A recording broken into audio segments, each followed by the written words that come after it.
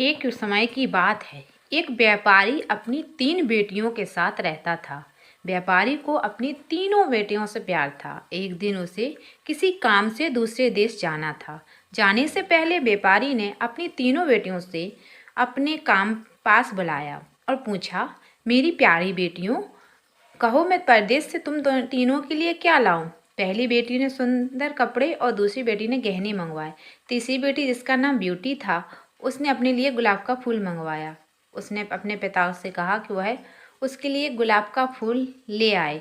व्यापारी ने अपनी तीनों बेटियों से उनके उपहार उपहार लाने का वादा किया और अपने सफ़र पर निकल गया।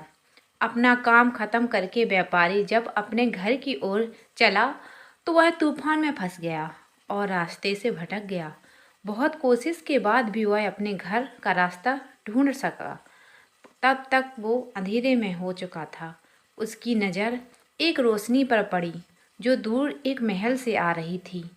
व्यापारी ने सोचा, शायद महल में उसे रात बिताने की जगह मिल जाए, इसलिए वह उस तरफ चल पड़ा। जब व्यापारी महल में पहुंचा तो महल में कोई भी नहीं था। उसने हर तरफ देखा लेकिन उसे महल में कोई नहीं दिखा।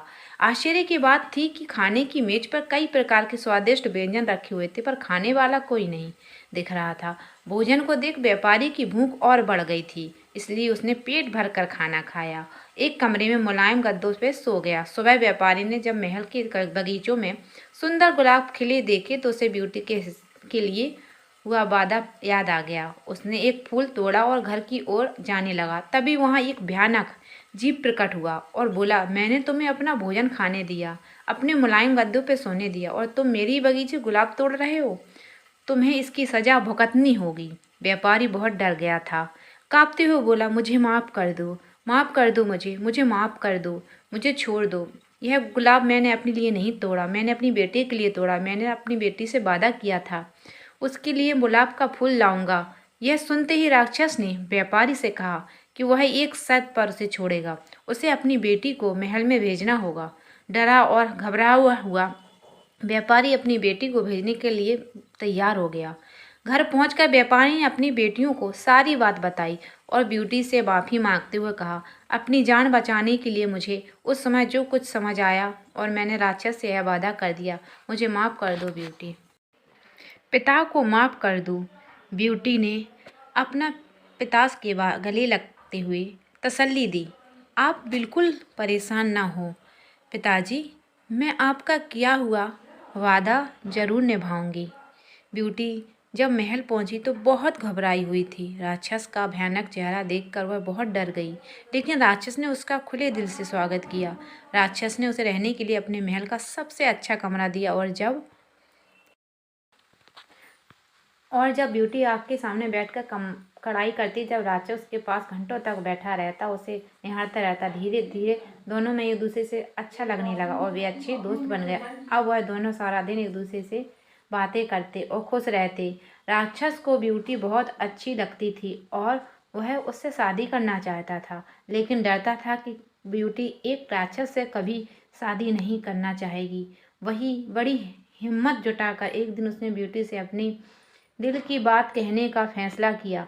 जब वह ब्यूटी के पास पहुंचा तो देखा कि ब्यूटी अपने पिता को याद करके बहुत उदास है। उसने ब्यूटी की उदासी देखी नहीं गई और उसने ब्यूटी को एक जादुई शीशा दिया जिससे वह अपने पिता को देखे तो वह बहुत बीमार थे।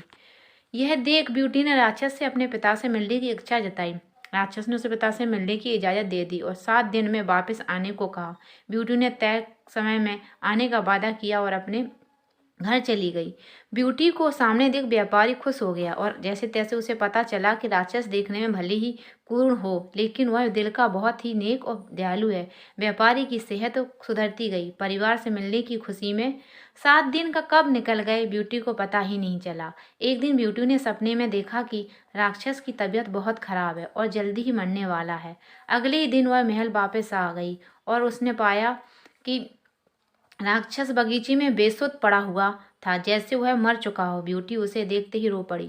तुम मुझे छोड़कर मत जाओ, मैं तुमसे बहुत प्यार करती हूँ और तुमसे शादी करना चाहती हूँ। मैं अपनी सारी ज़िंदगी तुम्हारे साथ बिताना चाहती हूँ। जैसे ही ब्यूटी ने यह शब्द कहे, एक रोशनी ने राक्षस को ढक लिया और जब रोशनी गायब हुई तो भयानक और खून दिखने वाला राक्षस एक खूबसूरत राजकुमार में बदल चुका था। राजकुमार में बताया कि मैं दुष्ट जादूगरनी ने मुझे एक राक्षस बना दिया था और सच्चे प्यार से ही उस जादू को तोड़ा जा सकता था।